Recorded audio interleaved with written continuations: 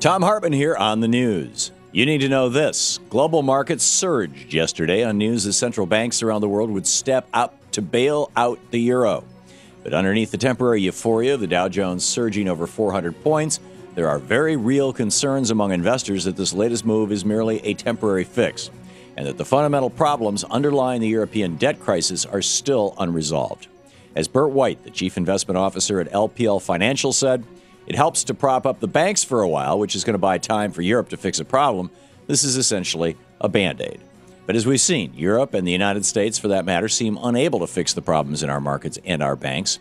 That's because the solutions that may actually work, solutions like nationalizing struggling banks, forgiving debt, and putting in place much stricter financial regulations, are all politically unfeasible now that banksters and technocrats have gained disproportionate power in so-called democracies all around the developed world.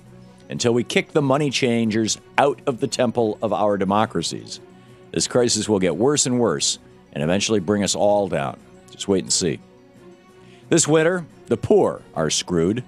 According to forecasts by the U.S. Energy Information Administration, the price of heating the average home with oil this winter is expected to spike 10%.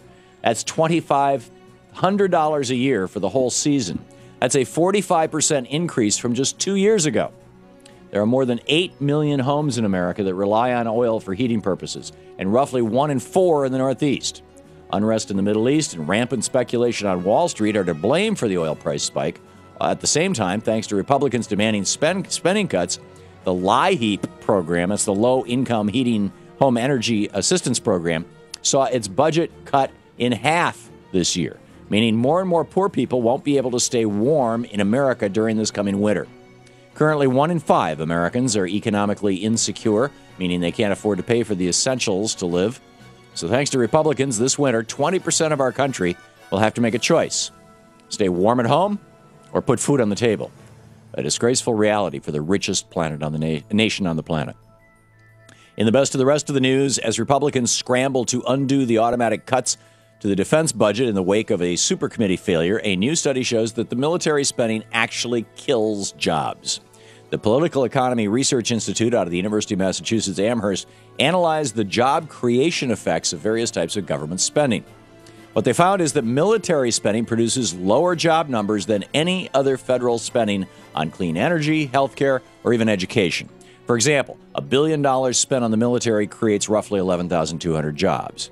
But $1 billion spent on education creates a whopping 26,700 jobs.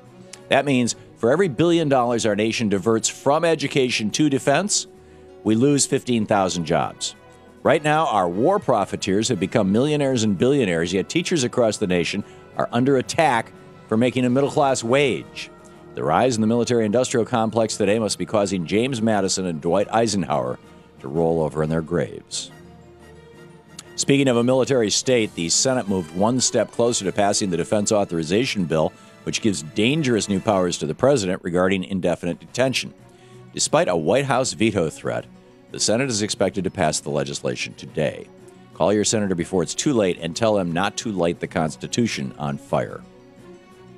After getting smacked down by federal judge Jed Rakoff earlier this week, the Securities and Exchange Commission is asking Congress for power to penalize the big banks. Judge Rakoff denied a settlement between SEC and Citigroup on Monday, saying that it would be too low and that the public needs a trial to hear all the facts about just how much fraud and other crimes were committed by the bank.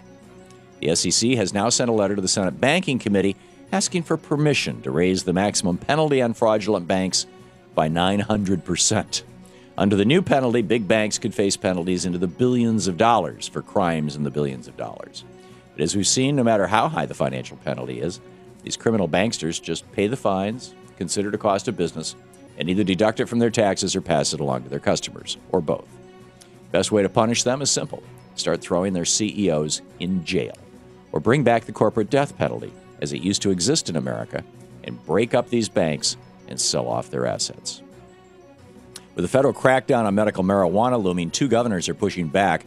Governors Lincoln Chafee in Rhode Island and Chris Gregoire in Washington are calling on the DEA to reclassify marijuana. Currently, marijuana is classified as a Schedule I drug alongside heroin and LSD, drugs that allegedly have no medical benefit whatsoever. But the governors want marijuana to be a Schedule II drug along with cocaine and opium, drugs that have been recognized to have a medical purpose and can be prescribed. Back in 2009, the American Medical Association made a similar appeal to the DEA. Maybe we should be listening to governors and doctors more when it comes to our insane war on drugs, and not private prison contractors who lobby for stricter drug laws so they can profit off throwing more people in prison. Mitt Romney emerged from the Mittless Protection Program earlier this week, giving a softball interview to GOP TV's Fox So-Called News. Turns out, though, even softball was too much for Mitt to handle. Romney struggled to answer a number of questions, particularly about immigration and abortion. And according to Fox talking head Brett Baer, Romney complained after the interview that it was overly aggressive. If Romney can't handle a simple GOP TV interview, don't expect him to come out of the Mittless Protection Program anytime soon. And given the field of Republicans he's up against, he might not have to. And that's the way it is today, Thursday, December 1st, 2011. I'm Thom Hartmann on the news.